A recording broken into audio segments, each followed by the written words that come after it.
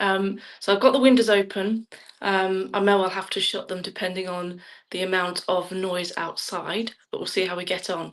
So today, as part of the 30 days Wild Art Challenge, I'm going to do a live watercolour, and this time it's going to be ravens. A few folk have said to me on my posts that their spirit guardian animal is a raven. So today I thought I would pay a tribute to that most beautiful and magical bird. So I'm going to twizzle the camera around and see if I can get things in focus for you. So I just need to select a different camera, and you're going to see a messy studio floor. And here is the piece that I'm working on. So I've already drawn out the piece. Just get it a bit more in focus for you. Hopefully you can see that okay. And I've drawn it out first with pencil, and then I've gone over it in pen because I wanted to show you this particular technique. So I'm going to finish putting in some of the tree lines, and then we'll come back to this bit in a moment.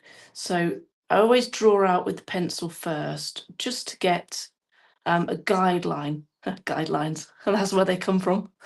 Sometimes, when you say things, then you realise, oh yeah, that must be where that phrase comes from. So these are guidelines, and they're done in pencil, because once the pen is on the page, that's it. If you make a mistake. And I'm not really one for wanting to start again, but sometimes I do. So draw it out first, and then it's just a case of, so this is going to wiggle the camera, apologies. It's just a case of taking out the pencil.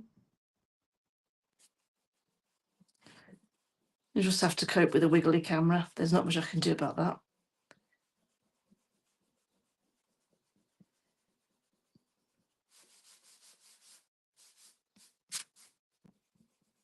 So all I'll be left with is the pen marks.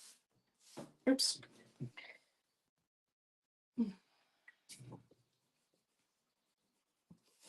He looks a bit shocked at the minute, this raven, but that will change once I have the paint.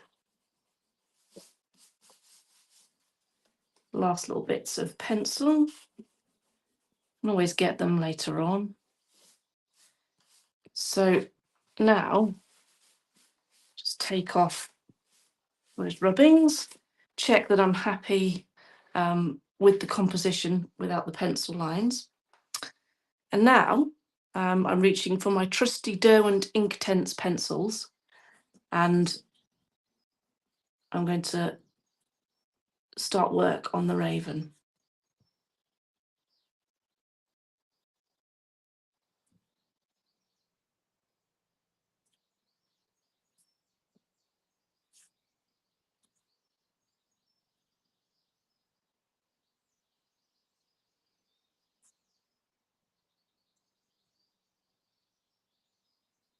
So this is where it's great having the pen marks already there, because I'm just putting in the pencil work over the top. And these are watercolor pencils, and I've really been enjoying using these lately. Finally got to grips with how to make them work for me, and they're best on small scale.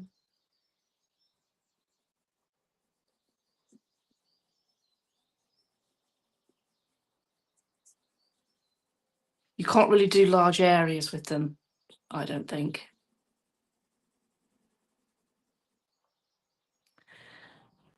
And let's do the tree.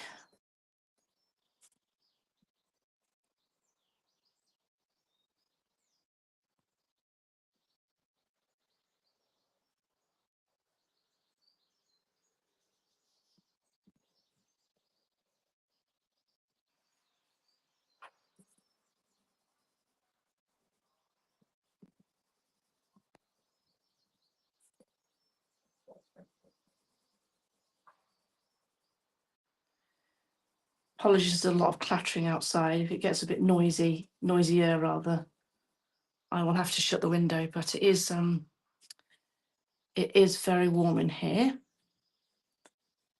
My studio is upstairs. It's a converted bedroom.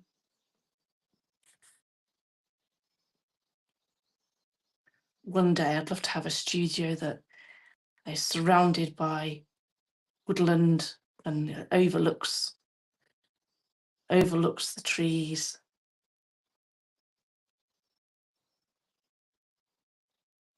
But until then, I have my little room upstairs that's got everything in that I need. It's got a section for painting. It's got my craft table, which is where I make all my sculptures. And it's got plenty of space to store all my materials.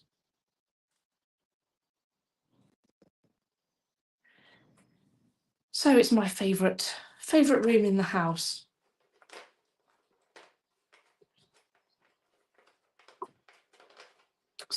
Just going to sharpen the pencil a little bit.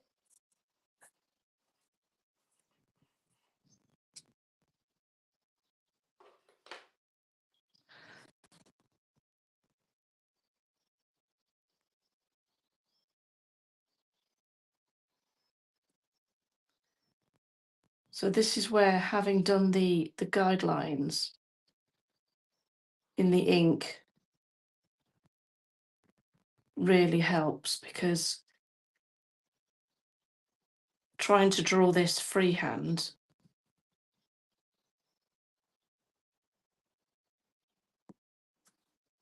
would be quite hard work. Obviously, I've drawn it freehand at the start, and then I've gone over the lines with a pen, and now I'm adding in the paint. This is paint, believe it or not.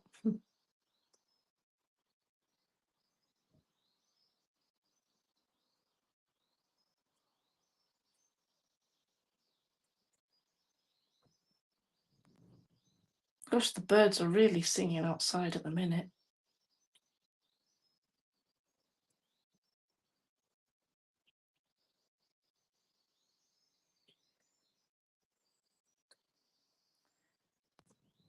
Definitely the sound of summer out there.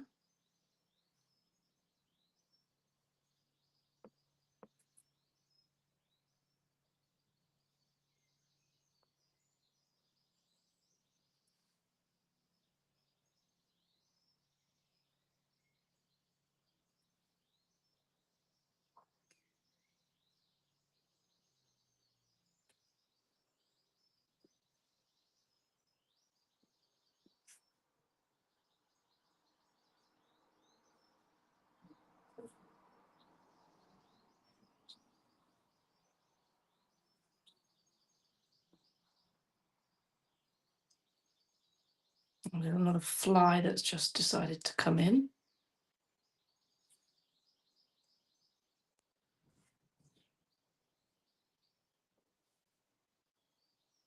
Nearly there with the more fiddly part.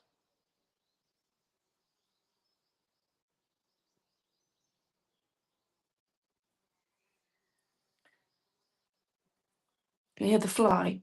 Hopefully it's going to find its way back out again shortly. So now, just applying the black inside before I add the water.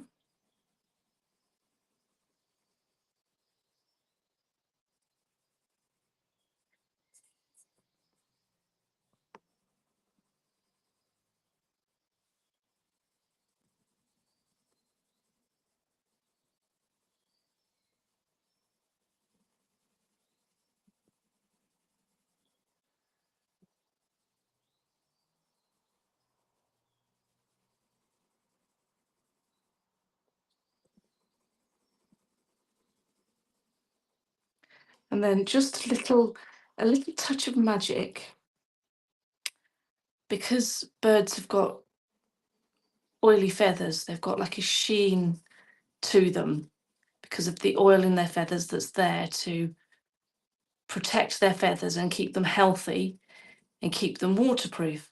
A bit like our hair and skin, they contain oils. And when sunlight catches an oil, it kind of has this prism effect. And then you get all of the wonderful colours coming through from the oil. So I'm just adding in just some touches of colour so that when I apply the water, my raven has a little bit of a sheen to it. Not too much, just a touch really. A bit more of a purple in the darker areas of the bird.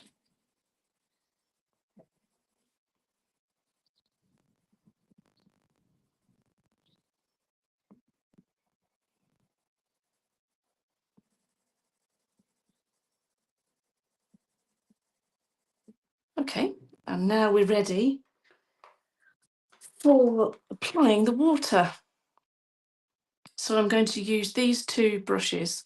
They've got green tape on, so I know that they're my watercolour brushes, and they can't be used for anything else. Well, they can, but I only keep my watercolour brushes purely for watercolour.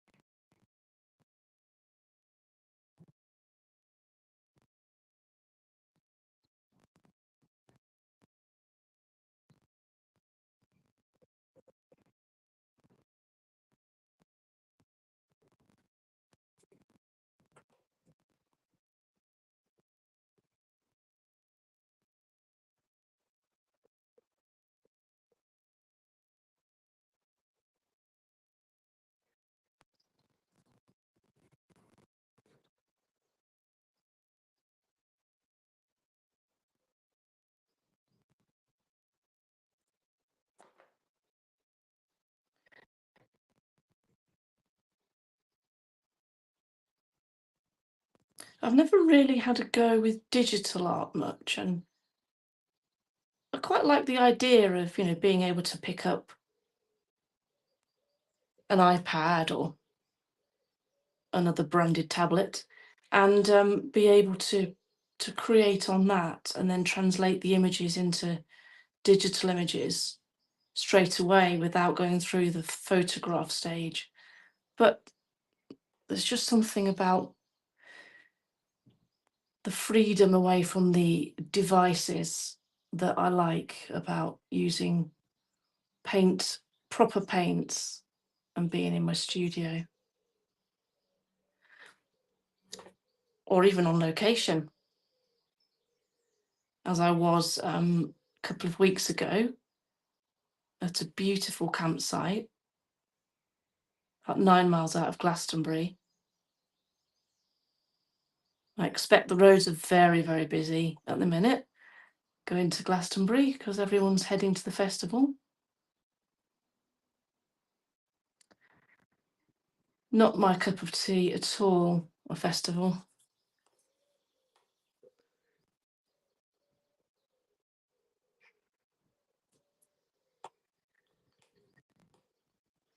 I'm just going to change to a bigger brush.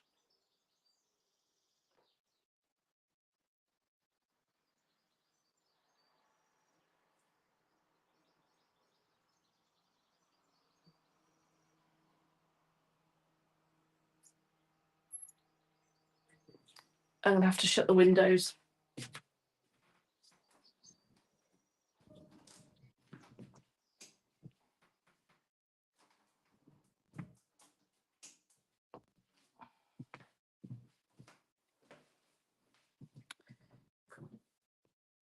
I have a feeling the bell's going to ring shortly. And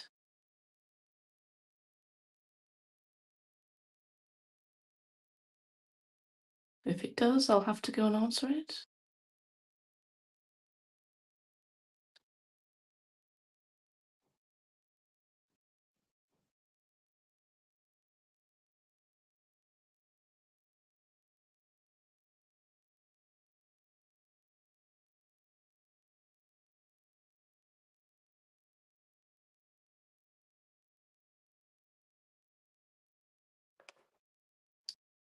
And now the final bird.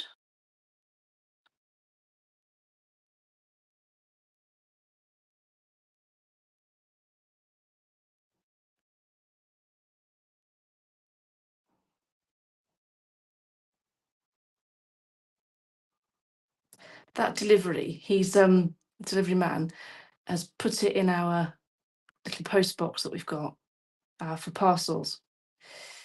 And I'm hoping it's going to be my handmade paper that I've ordered. Very excited about this because I found this company and they the paper is handmade in India. They're fully SMETA approved, which it's a standard for ethical trading, basically. Um, it's a supplier index, a way for people to measure that a company operates ethically. And the paper's handmade, it's recycled, it comes in different colours. They've got like a parchment effect, which is the one that I've ordered. And they've also got a plain cotton paper and it's impregnated with wildflower seeds. So I'm really looking forward to trying out these different papers. Um, and I'm very tempted then to try the one that's impregnated with wildflower seeds, um, to maybe make some business cards with, or to pop some prints on. You see there how the colours of these, like the iridescent almost colours that I put down, how they're showing through there.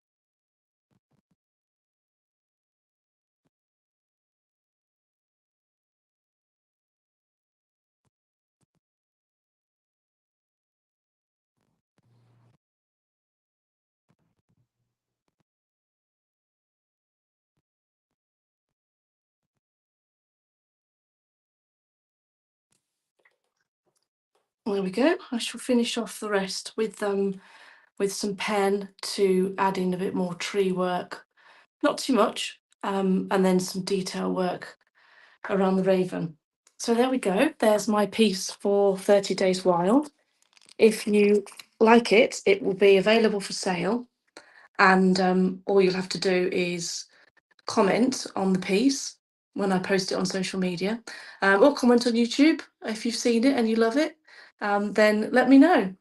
Anyway, I'm going to sign off now and say bye and